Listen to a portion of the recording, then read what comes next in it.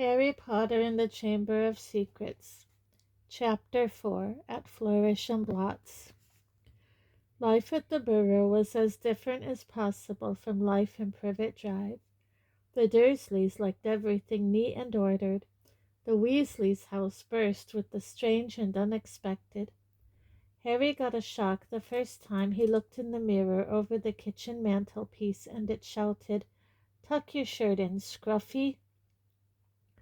The ghoul in the attic howled and dropped pipes whenever he felt things were getting too quiet, and small explosions from Fred and George's bedroom were considered perfectly normal. What Harry found most unusual about life at Ron's, however, wasn't the talking mirror or the clanking ghoul. It was the fact that everybody there seemed to like him. Mrs. Weasley fussed over the state of his socks and tried to force him to eat 4th helpings at every meal. Mr. Weasley liked Harry to sit next to him at the dinner table so that he could bombard him with questions about life with Muggles, asking him to explain how things like plugs and the postal service worked. "Fascinating," he would say, as Harry talked him through using a telephone.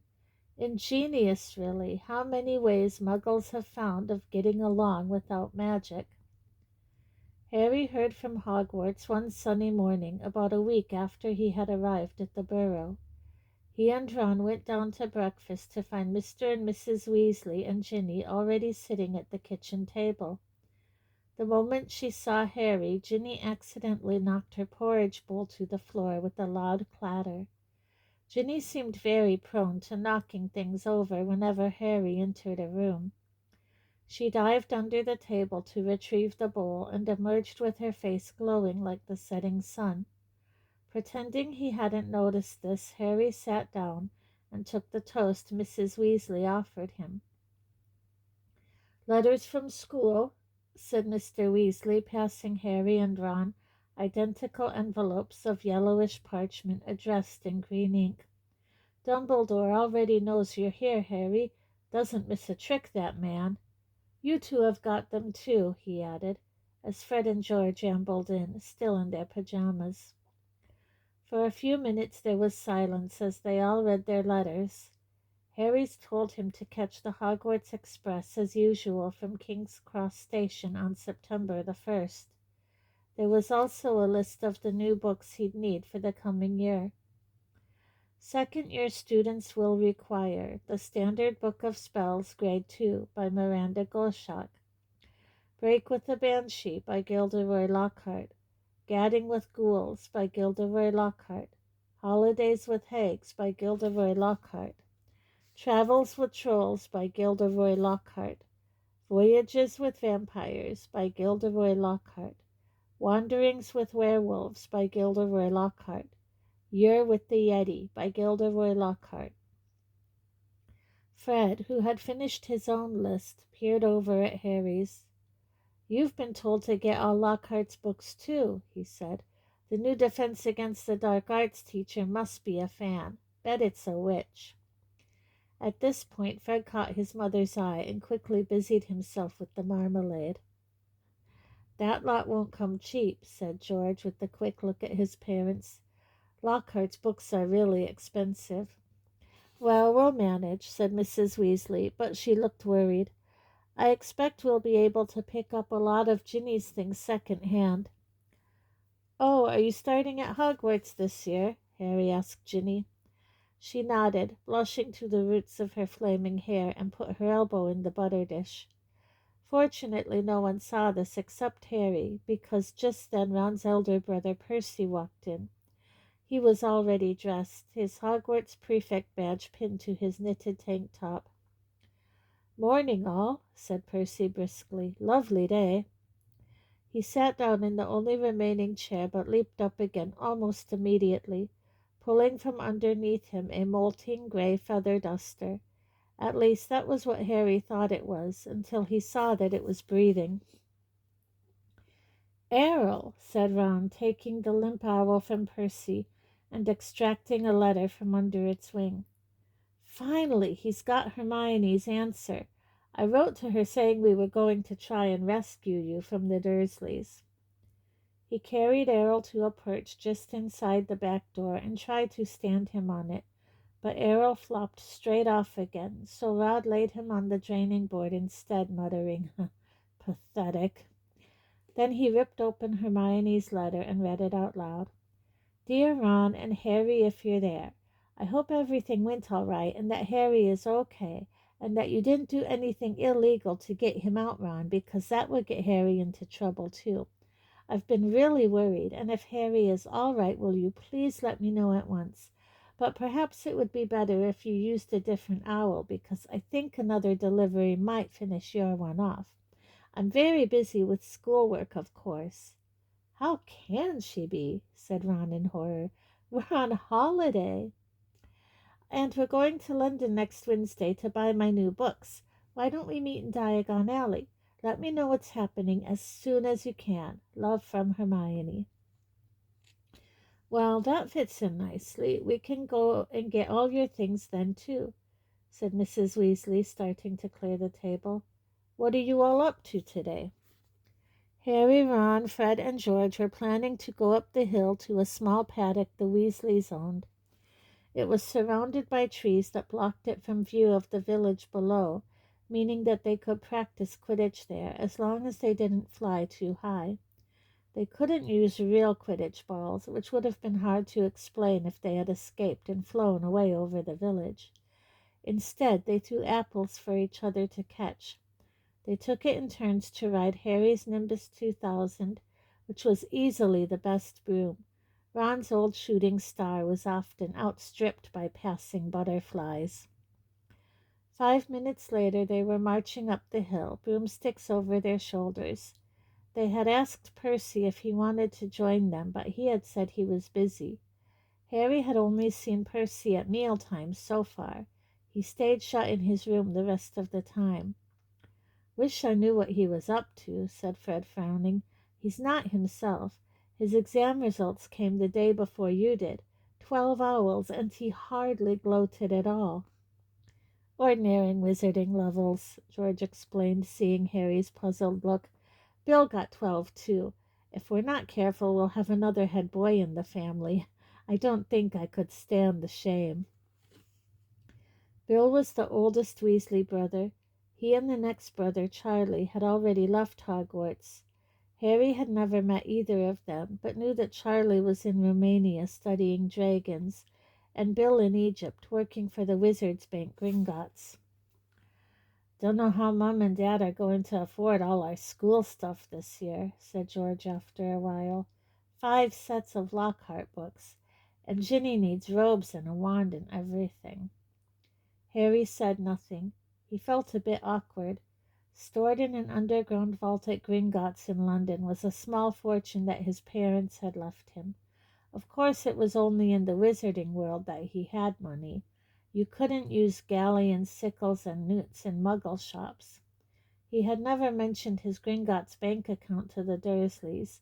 He didn't think their horror of anything connected with magic would stretch to a large pile of gold. Mrs. Weasley woke them all early the following Wednesday. After a quick 6 bacon sandwiches each, they pulled on their coats, and Mrs. Weasley took a flower pot off the kitchen mantelpiece and peered inside. "We're running low, Arthur," she sighed. "We'll have to buy some more today." "Ah, well, guess first. After you, Harry dear." And she offered him the flower pot. Harry stared at them, all watching him. "What am I supposed to do?" he stammered. "He's never traveled by Floo powder," said Ron suddenly. "Sorry, Harry, I forgot." "Never?" said Mr. Weasley. "But how did you get to Diagon Alley to buy your school things last year?" "I went on the Underground." "Really?" said Mr. Weasley eagerly. "Were there escapadors? How exactly—" "Not now, Arthur," said Mrs. Weasley.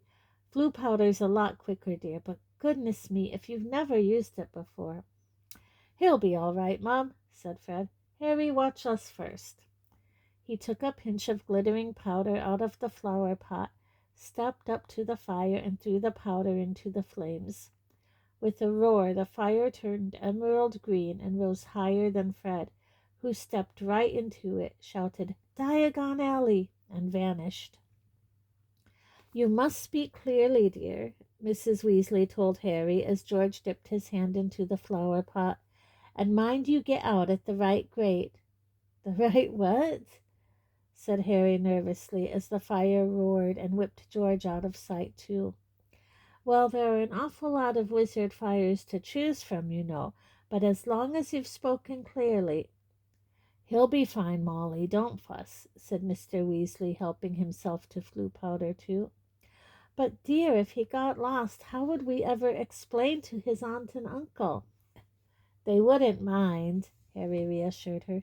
"Dudley would think it was a brilliant joke if I got lost up a chimney. Don't worry about that." "Well, all right, you go after Arthur," said Mrs. Weasley. "Now, when you get into the fire, say where you're going. And keep your elbows tucked in," Ron advised. "And shut your eyes," said Mrs. Weasley. "The soot." "Don't fidget," said Ron, "or you might well fall out of the wrong fireplace. But don't panic and get out too early. Wait until you see Fred and George." Trying hard to bear all this in mind, Harry took a pinch of Floo powder and walked to the edge of the fire. He took a deep breath, scattered the powder into the flames, and stepped forward. The fire felt like a warm breeze. He opened his mouth and immediately swallowed a lot of hot ash. "Diagon Alley!" he choked. It felt as though he was being sucked down a giant plug hole. He seemed to be spinning very fast. The roaring in his ears was deafening. He tried to keep his eyes open, but the whirl of green flames made him feel sick. Something hard knocked his elbow, and he tucked it in tightly, still spinning and spinning. Now it felt as though cold hands were slapping his face. Squinting through his glasses, he saw a blurred stream of fireplaces and snatched glimpses of the rooms beyond. His bacon sandwiches were churning inside him. He closed his eyes again, wishing it would stop, and then he fell, face forward, onto cold stone and felt his glasses shatter. Dizzy and bruised, covered in soot, he got gingerly to his feet, holding his broken glasses up to his eyes. He was quite alone, but where he was he had no idea.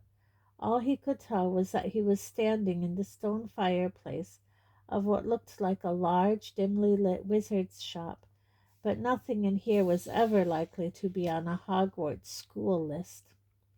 A glass case nearby held a withered hand on a cushion, a blood-stained pack of cards, and a staring glass eye. Evil-looking masks leered down from the walls. An assortment of human bones lay upon the counter, and rusty spiked instruments hung from the ceiling. Even worse, the dark, narrow street Harry could see through the dusty shop window was definitely not Diagon Alley. The sooner he got out of here, the better. Nose still stinging where it had hit the hearth, Harry made his way swiftly and silently towards the door, but before he'd got halfway towards it, two people appeared on the other side of the glass, and one of them was the very last person Harry wanted to meet when he was lost, covered in soot and wearing broken glasses. Draco Malfoy. Harry looked quickly around and spotted a large black cabinet to his left. He shot inside it and pulled the doors to, leaving a small crack to peer through. Seconds later a bell clanged, and Malfoy stepped into the shop. The man who followed could only be his father. He had the same pale, pointed face and identical cold gray eyes. Mr. Malfoy crossed the shop, looked lazily at the items on display, and rang a bell on the counter before turning to his son and saying, "Touch nothing, Draco." Malfoy, who had reached for the glass eye, said, "I thought you were going to buy me a present." "I said I would buy you a racing broom," said his father, drumming his fingers on the counter. "What's the good of that if I'm not in the house team?" said Malfoy, looking sulky and bad-tempered. Harry Potter got a Nimbus 2000 last year. Special permission from Dumbledore so he could play for Gryffindor. He's not even that good. It's just because he's famous. Famous for having a stupid scar on his forehead. Malfoy bent down to examine a shelf full of skulls. Everyone thinks he's so smart. Wonderful Potter with his scar and his broomstick. You have told me this at least a dozen times already, said Mr. Malfoy with a quelling look at his son, and I would remind you that it is not prudent to appear less than fond of Harry Potter, not when most of our kind regard him as the hero who made the Dark Lord disappear. Ah, Mr. Borgin. A stooping man had appeared behind the counter, smoothing his greasy hair back from his face.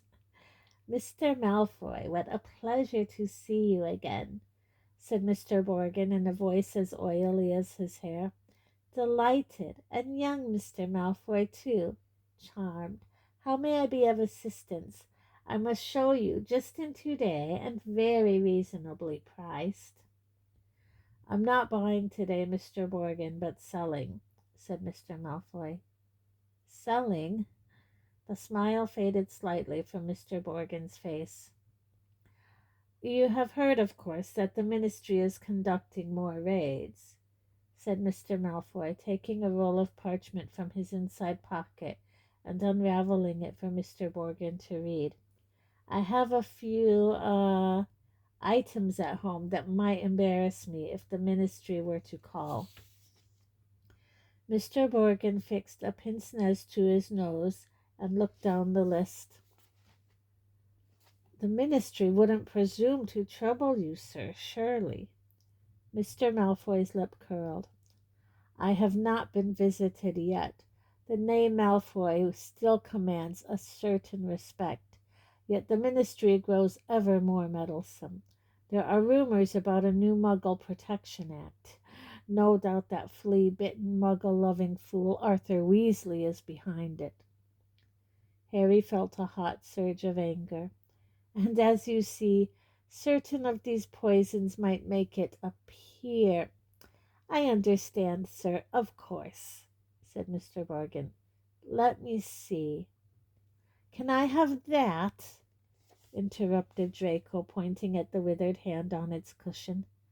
Ah, the hand of glory, said Mr. Borgin, abandoning Mr. Malfoy's list and scurrying over to Draco. Insert a candle, and it gives light only to the holder. Best friend of thieves and plunderers. Your son has fine taste, sir. I hope my son will amount to more than a thief or a plunderer, Borgin, said Mr. Malfoy coldly, and Mr. Borgin said quickly, No offense, sir, no offense meant. Though if his school marks don't pick up, said Mr. Malfoy more coldly still, that may indeed be all he is fit for. It's not my fault, retorted Draco. The teachers all have favorites. That Hermione Granger. I would have thought you'd be ashamed that a girl of no wizard family beat you in every exam, snapped Mr. Malfoy. Ha, said Harry under his breath, pleased to see Draco looking both abashed and angry. It's the same all over, said Mr. Borgin in his oily voice. Wizard blood is counting for less everywhere. Not with me, said Mr. Malfoy, his long nostrils flaring. No, sir, nor with me, sir, said Mr. Borgin with a deep bow. In that case, perhaps we can return to my list, said Mr. Malfoy shortly. I am in something of a hurry, Borgin. I have important business elsewhere today. They started to haggle. Harry watched nervously as Draco drew nearer and nearer to his hiding place, examining the objects for sale. He paused to examine a long coil of hangman's rope, and to read, smirking, the card propped on a magnificent necklace of opals. Caution, do not touch, cursed, has claimed the lives of 19 Muggle owners to date. Draco turned away and saw the cabinet right in front of him. He walked forward. He stretched out his hand for the handle. "Done," said Mr. Malfoy at the counter. "Come, Draco." Harry wiped his forehead on his sleeve as Draco turned away. "Good day to you, Mr. Morgan. I'll expect you at the manor tomorrow to pick up the goods." The moment the door had closed, Mr. Morgan dropped his oily manner. "Good day to yourself, Mr. Malfoy. And if the stories are true, you haven't sold me half of what's hidden in your manor." Muttering darkly, Mr. Morgan disappeared into a back room. Harry waited for a minute in case he came back, then, quietly as he could, slipped out of the cabinet, past the glass cases, and out of the shop door.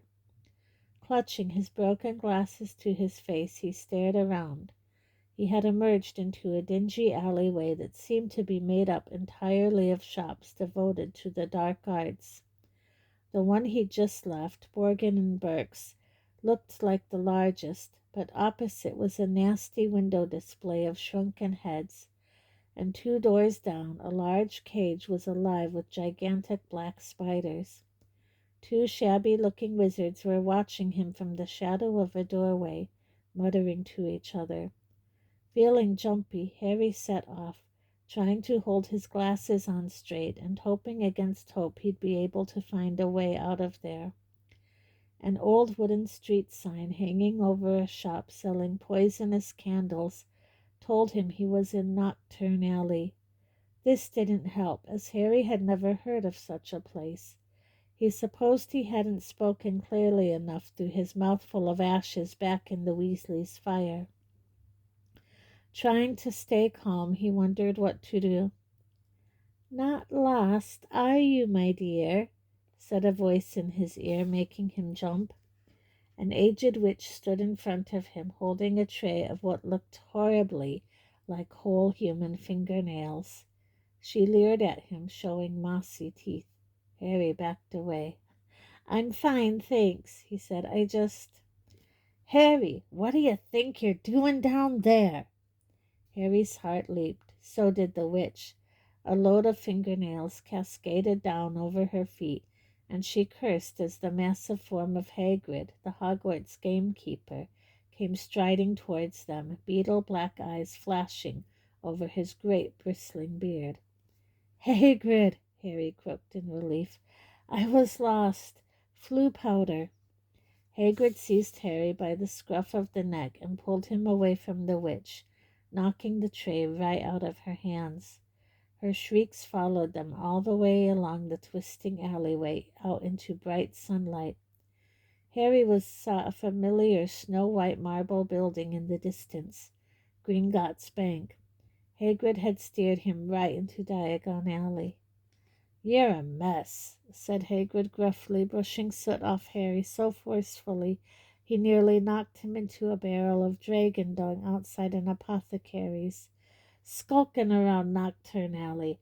I don't know. Dodgy place, Harry. Don't want no one to see you down there." "I realized that," said Harry, ducking as Hagrid made to brush him off again. "I told you I was lost. What were you doing down there anyway?" "I was looking for flesh-eating slug repellent," growled Hagrid. "They're ruining the school cabbages. You're not on your own?" "I'm staying with the Weasleys, but we got separated," Harry explained. "I've got to go and find them." They set off together down the street. "How come you never wrote back to me?" said Hagrid, as Harry jogged alongside him. He had to take 3 steps to every stride of Hagrid's enormous boots. Harry explained all about Dobby and the Dursleys. "Ruddy muggles," growled Hagrid. "If I'd have known—" "Harry, over here!" Harry looked up and saw Hermione Granger standing at the top of the white flight of steps to Gringotts. She ran down to meet them, her bushy brown hair flying behind her. "What happened to your glasses? Hello, Hagrid." Oh, it's wonderful to see you two again. Are you coming into Gringotts, Harry? As soon as I found the Weasleys, said Harry. You won't have long to wait, grinned Hagrid. Harry and Hermione looked around. Sprinting up the crowded street were Ron, Fred, George, Percy, and Mr. Weasley. Harry, Mr. Weasley panted, we hoped you'd only gone one grade too far. He mopped his glistening bald patch. Molly's frantic. She's coming now. Where did you come out? Ron asked. Knockturn Alley, said Hagrid grimly. Brilliant, said Fred and George together. We've never even been allowed in, said Ron enviously. I should ruddy well think not, growled Hagrid. Mrs. Weasley now came galloping into view, her handbag swinging wildly in one hand, Ginny just clinging on to the other. Oh, Harry! Oh, my dear! You could have been anywhere! Gasping for breath, she pulled a large clothes brush out of her bag and began sweeping off the soot Hagrid hadn't managed to beat away. Mr. Weasley took Harry's glasses, gave them a tap of his wand, and returned them, good as new. Well, gotta be off, said Hagrid, who was having his hand wrung by Mrs. Weasley. Knockturn Alley, if you hadn't found him, Hagrid. See you at Hogwarts. And he strode away, head and shoulders taller than anyone else in the packed street. Guess who I saw in Borgin and Burke's? Harry asked Ron and Hermione as they climbed the Gringotts steps.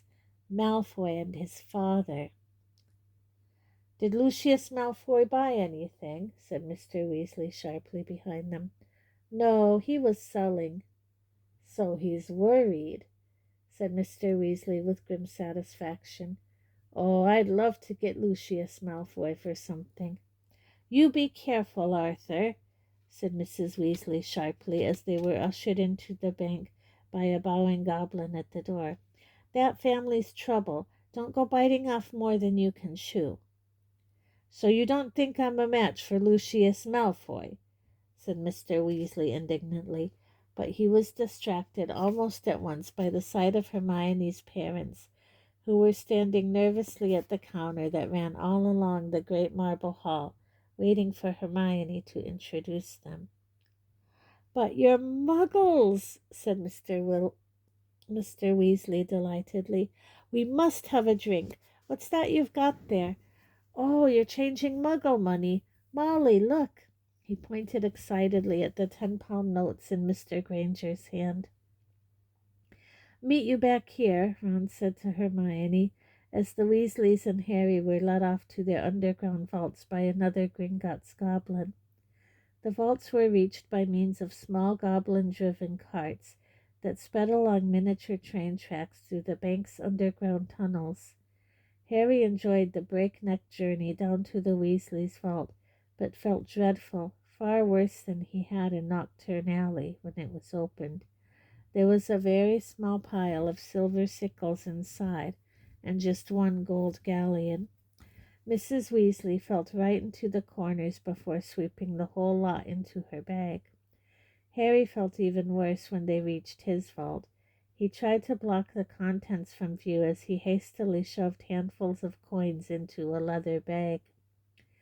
Back outside on the marble steps, they all separated. Percy muttered vaguely about needing a new quill. Fred and George had spotted their friend from Hogwarts, Lee Jordan. Mrs. Weasley and Ginny were going to a second-hand robe shop.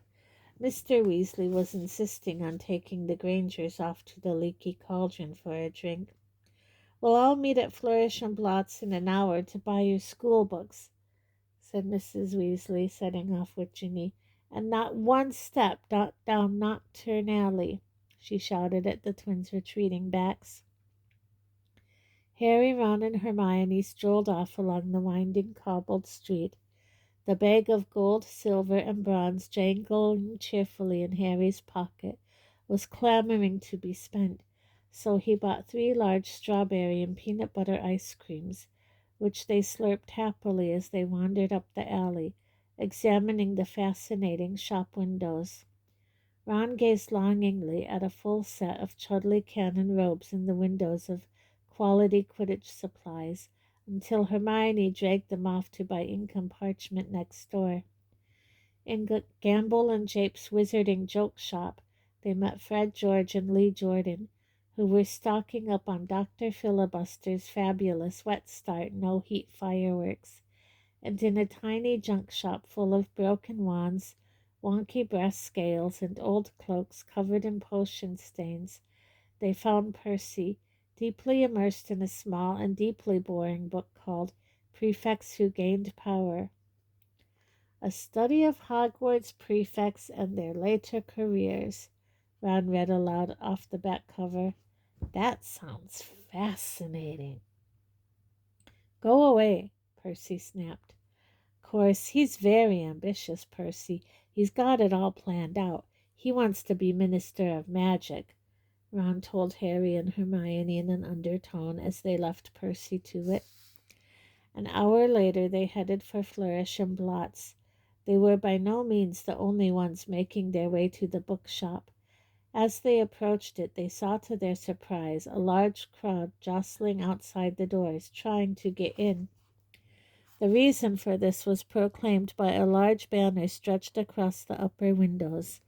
Gilderoy Lockhart will be signing copies of his autobiography, Magical Me, today, 12:30 to 4:30 p.m. We can actually meet him, Hermione squealed. I mean, he's written almost the whole book list. The crowd seemed to be made up mostly of witches around Mrs. Weasley's age. A harassed-looking wizard stood at the door, saying, Calmly, please, ladies. Don't push there. Mind the books now. Harry, Ron, and Hermione squeezed inside. A long queue wound right to the back of the shop, where Gilderoy Lockhart was signing his books. They each grabbed a copy of Break with a Banshee and sneaked up the line to where the rest of the Weasleys were standing with Mr. and Mrs. Granger. Oh, good, there you are, said Mrs. Weasley. She sounded breathless and kept patting her hair. We'll be able to see him in a minute. Gilderoy Lockhart came slowly into view, seated at a table surrounded by large pictures of his own face, all winking and flashing dazzlingly white teeth at the crowd. The real Lockhart was wearing robes of forget-me-not blue, which exactly matched his eyes. His pointed wizard's hat was set at a jaunty angle on his wavy hair. A short, irritable-looking man was dancing around taking photographs with a large black camera that emitted puffs of purple smoke with every blinding flash. Out of the way there, he snarled at Ron, moving back to get a better shot. This is for the Daily Prophet. Big deal, said Ron, rubbing his foot where the photographer had stepped on it. Gilderoy Lockhart heard him. He looked up. He saw Ron, and then he saw Harry. He stared. Then he leaped to his feet and positively shouted, It can't be Harry Potter! The crowd parted, whispering excitedly. Lockhart dived forward, seized Harry's arm, and pulled him to the front. The crowd burst into applause. Harry's face burned as Lockhart shook his hand for the photographer, who was clicking away madly, wafting thick smoke over the Weasleys. Nice big smile, Harry, said Lockhart through his own gleaming teeth. Together, you and I are worth the front page. When he finally let go of Harry's hand, Harry could hardly feel his fingers. He tried to sidle back over to the Weasleys, but Lockhart threw an arm around his shoulders and clamped him tightly to his side. Ladies and gentlemen, he said loudly, waving for quiet, what an extraordinary moment this is. The perfect moment for me to make a little announcement I've been sitting on for some time. When young Harry here stepped into Flourish and Blotts today, he only wanted to buy my autobiography, which I shall be happy to present him now, free of charge. The crowd applauded again. He had no idea, Lockhart continued, giving Harry a little shake that made his glasses slip to the end of his nose, that he would shortly be getting much, much more than my book, Magical Me. He and his schoolfellows will, in fact, be getting the real Magical Me. Yes, ladies and gentlemen, I have great pleasure and pride in announcing that this September I will be taking up the post of Defense Against the Dark Arts teacher at Hogwarts School of Witchcraft and Wizardry. The crowd cheered and clapped, and Harry found himself being presented with the entire works of Gilderoy Lockhart. Staggering slightly under their weight, he managed to make his way out of the limelight to the edge of the room, where Ginny was standing next to her new cauldron. "You have these," Harry mumbled to her, tipping the books into the cauldron. "I'll buy my own." "Bet you loved that, didn't you, Potter?" said a voice Harry had no trouble recognizing. He straightened up and found himself face to face with Draco Malfoy, who was wearing his usual sneer. "Famous Harry Potter," said Malfoy. "Can't even go into a bookshop without making the front page." "Leave him alone. He didn't want all that," said Ginny. It was the first time she had spoken in front of Harry. She was glaring at Malfoy. "Potter, you've got yourself a girlfriend," drawled Malfoy. Ginny went scarlet as Ron and Hermione fought their way over, both clutching sacks of Lockhart's books. "Oh, it's you," said Ron, looking at Malfoy as if he were something unpleasant on the sole of his shoe. "Bet you're surprised to see Harry here, eh?" "Not as surprised as I am to see you in the shop, Weasley," retorted Malfoy. "I suppose your parents will go hungry for a month to pay for that lot." Ron went as red as Ginny. He dropped his books into the cauldron too and started towards Malfoy, but Harry and Hermione grabbed the back of his jacket. "Ron," said Mr. Weasley, struggling over with Fred and George, "what are you doing? It's mad in here. Let's go outside." "Well, well, well, Arthur Weasley." It was Mr. Malfoy. He stood with his hand on Draco's shoulder, sneering in just the same way. "Lucius?" said Mr. Weasley, nodding coldly. "Busy time at the Ministry, I hear," said Mr. Malfoy. "All those raids. I hope they're paying you overtime."